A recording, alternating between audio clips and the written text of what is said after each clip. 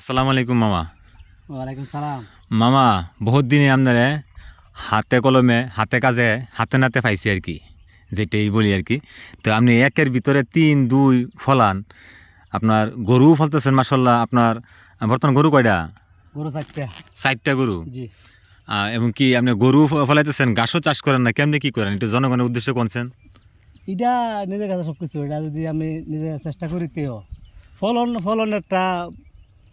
আমি সবজি লাগাইছি, আমি শসা লাগাইছি, করলা লাগাইছি, জালি কুমড়া আছে, এটি তো ওইবই ইনশাল্লাহ। আর ঘাসের শসাটা করতেছি, ঘাস গরু লাগে ফালার জন্য। ফসলের তেমন একটা ক্ষতি হইতো না ইনশাল্লাহ।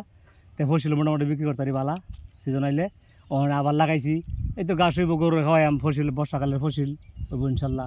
এটাতে আলহামদুলিল্লাহ ঘাস হইব, গরু খাওয়াই, গরু মোড় হইব, মোটা তাজা হইব, ঘাসও ফসল ব্যস্ত। তখন এটা নতুন যারা যারা মনে করেন এই সিস্টেমটা মনে করেন ফসলের ক্ষেতের ভিতরে মনে করেন আমরা ঘাস রাখতে দেয় না, তার উদ্দেশ্যে আপনি কিছু কোন? না, ঘাসে ক্ষতি করে না ক্ষেতের।